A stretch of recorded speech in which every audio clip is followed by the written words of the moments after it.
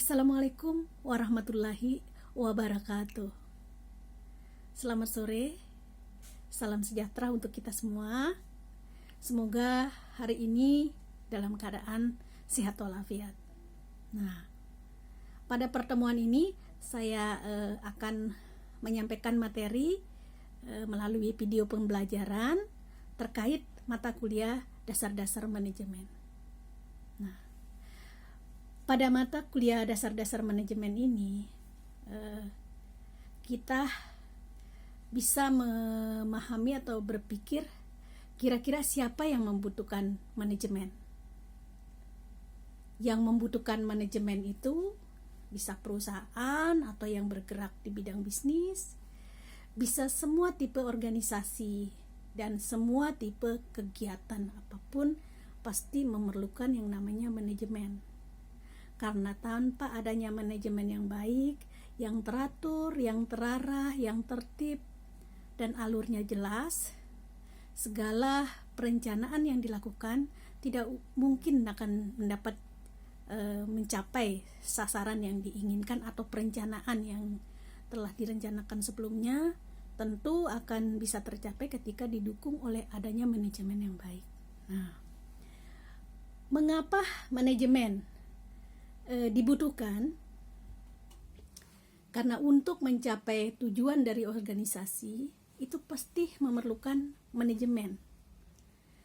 Karena tanpa adanya manajemen yang baik, setiap tujuan dari organisasi, rencana-rencana yang sudah disusun tidak akan bisa tercapai secara maksimal tanpa adanya manajemen yang baik. Nah, yang kedua, mengapa membutuhkan manajemen? Untuk menjaga keseimbangan antara tujuan-tujuan yang saling bertentangan. Nah, sehingga kalau sudah ada manajemennya akan teratur, terarah apa yang akan dilakukan. Selanjutnya untuk mencapai efisiensi dan efektivitas. Ini adalah hal yang penting dalam setiap aktivitas kegiatan harus diperhatikan efisiensi dan efektivitasnya. Nah, sekarang apa yang terbesit di pikiran kita ketika kita berbicara mengenai manajemen?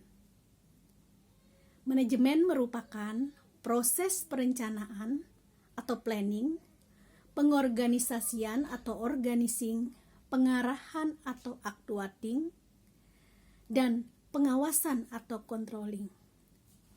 Usaha-usaha para anggota organisasi dan pengguna sumber daya organisasi agar dapat tercapai tujuannya harus benar-benar dimaksimalkan dalam penerapan manajemennya.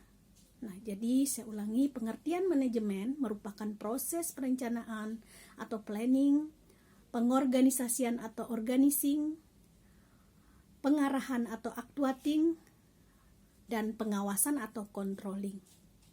Usaha-usaha para anggota organisasi dan pengguna sumber daya organisasi untuk mencapai tujuan yang telah ditetapkan. Nah, apalagi pengertian manajemen lainnya?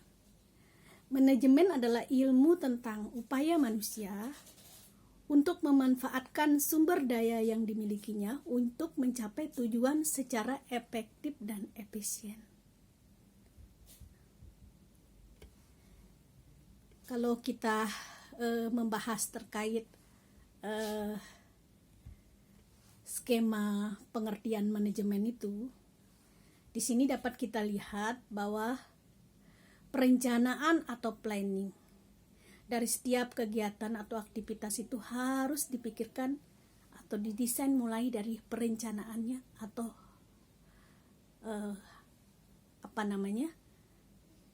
perencanaan awal yang akan dilakukan.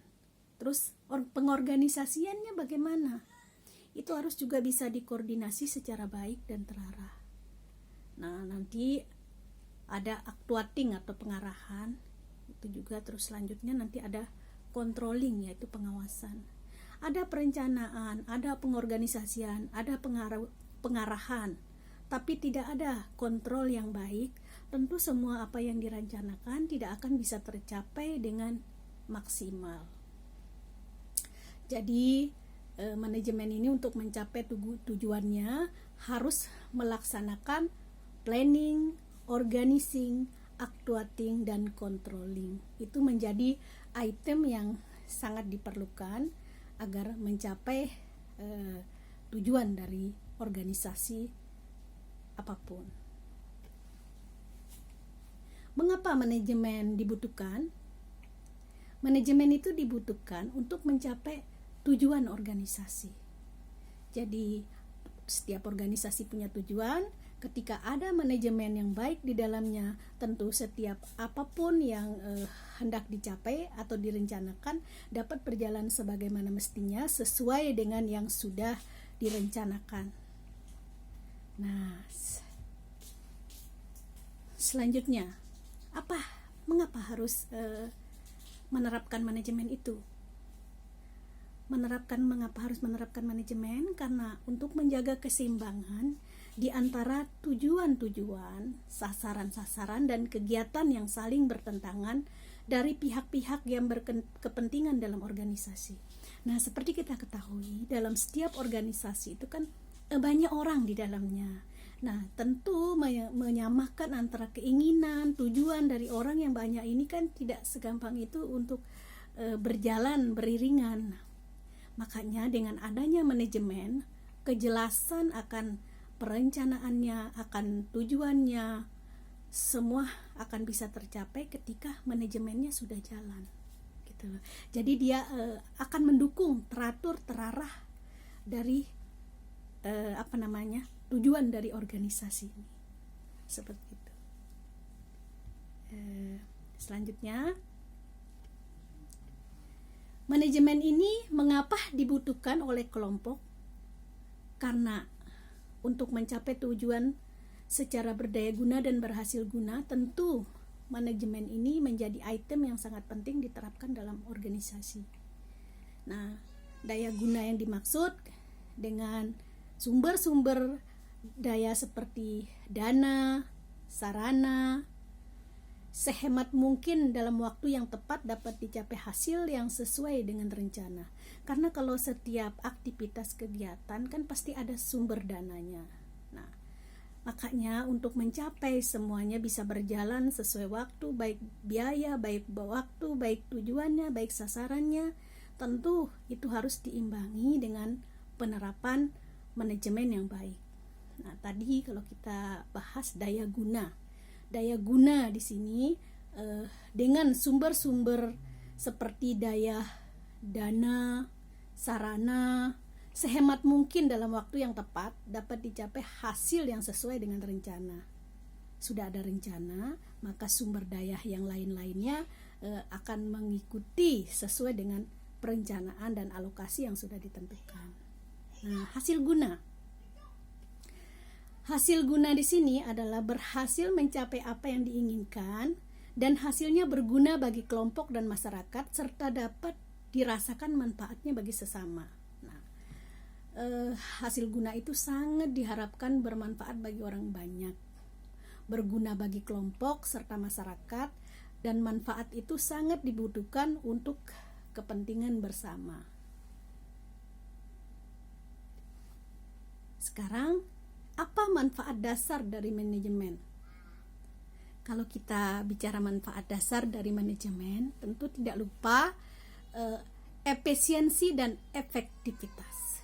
Jadi efektif, yang sering kita dengar efektif.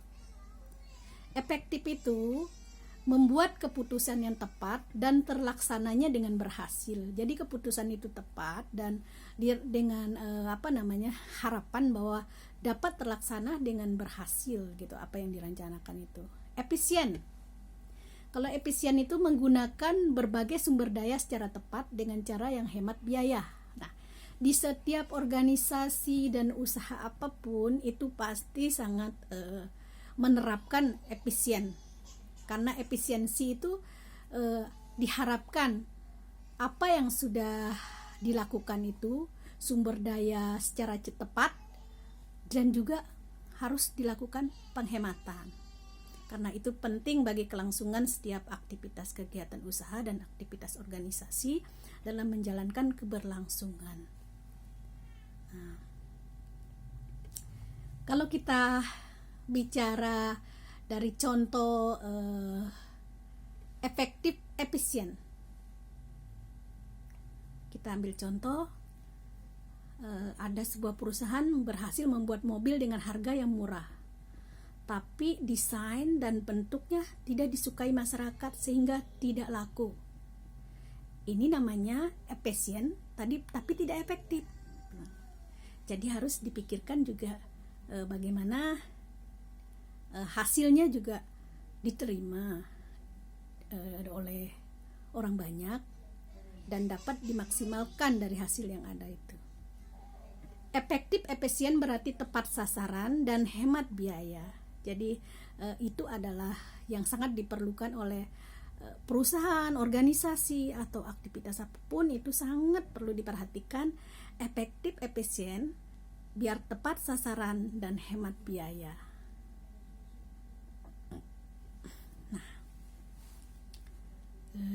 Pertanyaan kita muncul, apa itu efektivitas? Efektivitas itu kemampuan seorang manajer untuk memilih atau menggunakan atau mengupayakan cara atau metode untuk peralatan yang tepat guna mencapai tujuan tertentu. Nah, terus sekarang apa efisien? Efisien itu adalah kemampuan untuk menyelesaikan suatu pekerjaan dengan benar. Nah, jadi dituntut juga untuk sesuai dengan apa yang dikerjakannya. Jadi kemampuan dalam menyelesaikan pekerjaan itu memang harus benar-benar sesuai dan tepat gitu. Sekarang seorang manajer yang efisien itu bagaimana? Seorang manajer yang efisien adalah manajer yang mampu mencapai output lebih tinggi dibanding masukan atau input yang digunakan. Dengan sumber daya atau input sekecil-kecilnya bisa mencapai output tertentu, atau dengan sumber daya input tertentu memberikan hasil atau output yang sebesar-besarnya. Itulah yang sangat dibutuhkan. Sekarang kalau kita berpikir efektivitas dan efisiensi ini bisa dikatakan sebagai tolak ukur keberhasilan atau kinerja manajemen. Jadi sangat diperlukan efektif dan efisien dalam melakukan aktivitas manajemen, sehingga bisa dikatakan sebagai tolak ukur keberhasilan dalam melakukan aktivitas. Jadi sangat dipentingkan untuk melakukan efektif dan efisien. Nah, efektif dan efisien ini bisa dikatakan sebagai tolak ukur keberhasilan atau kinerja manajemen. Nah, seorang manajer yang dapat memproduksi mobil, suatu produk dengan efisien atau biaya murah, akan tetapi mobil itu tidak laku. Terus bagaimana itu? Dia bisa dikatakan seorang manajer yang bagaimana?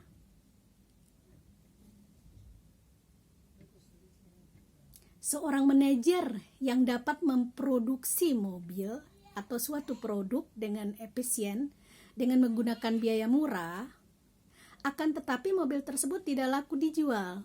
Nah, ini dikatakan berhasil atau tidak? Dikatakan tidak berhasil, karena setidaknya ketika produk itu diproduksi, dikeluarkan, otomatis harapannya kan akan terjual. Tapi ketika tidak ada pembeli, maka itu dikatakan dia tidak berhasil.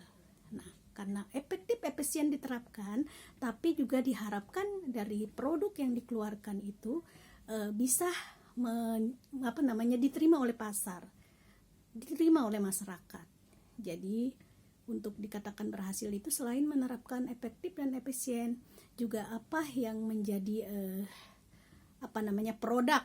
Umpama kita katakan ini perusahaan mobil ya, dengan biaya yang murah, tapi produk itu benar-benar laku dan diterima oleh pasar. Ya, kalau dilakukan efektif dan efisien, tapi produk itu tidak diterima oleh pasar, itu kan juga tidak bisa dikatakan berhasil. Berhasil itu dia bisa menerapkan efektif efisien, tapi tentu semua produk-produk yang dihasilkan itu dapat diterima pasar dan laku terjual.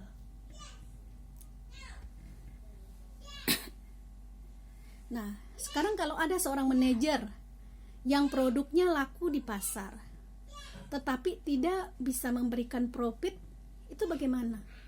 Nah, ini lagi. Seorang manajer yang produknya laku di pasar, tetapi tidak menghasilkan profit atau keuntungan, sama aja itu manajer yang tidak berhasil. Karena kalau kita dianggap berhasil itu tentu kita bisa menghasilkan profit atau keuntungan bagi perusahaan. Nah, jadi bukan hanya kita memikirkan bahwa barang itu terjual, tapi kita juga harus pikirkan menguntungkan atau tidak bagi organisasi atau perusahaan, seperti itu. Nah, sekarang muncul pertanyaan di kita, siapa yang membutuhkan manajemen? Yang membutuhkan manajemen adalah perusahaan, pemerintah, yayasan, universitas. Perusahaan itu butuh manajemen. Tanpa adanya manajemen, apapun yang direncanakan terkait aktivitas kegiatan usahanya tidak akan bisa maksimal berjalan. Pemerintah, demikian juga pemerintah. Karena pemerintah ini terkait layanan publik, tentu dia sangat membutuhkan manajemen yang rapi, terarah, dan bisa memberikan pelayanan yang maksimal kepada masyarakat. Nah, pemerintah juga perlu menerapkan manajemen itu, biar kelancaran dari aktivitas pemerintahan dalam melayani publik itu dapat tercapai secara maksimal. Yayasan juga perlu manajemen, karena semua alur-alurnya di dalam itu kan otomatis berhubungan antara bagian satu dan lainnya. Tentu semua itu memerlukan manajemen yang baik sehingga terarah alurnya akan bagaimana. Universitas, apalagi universitas, sangat memerlukan dan menerapkan manajemen yang baik. Dengan adanya manajemen yang baik, tentu berjalannya aktivitas di universitas akan berjalan secara maksimal dan otomatis bisa membawa dampak untuk kemajuan universitas ke depannya. Jadi manajemen ini menjadi item yang sangat diperlukan. Nah, mungkin sekilas kita sudah membahas terkait dasar-dasar manajemen.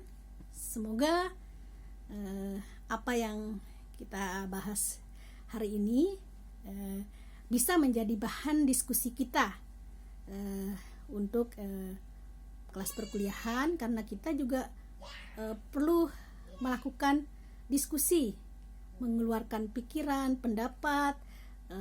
Jadi apa isu yang ada di sekitar kita terkait manajemen ini kita coba diskusikan bersama dan kita coba bahas solusinya bagaimana.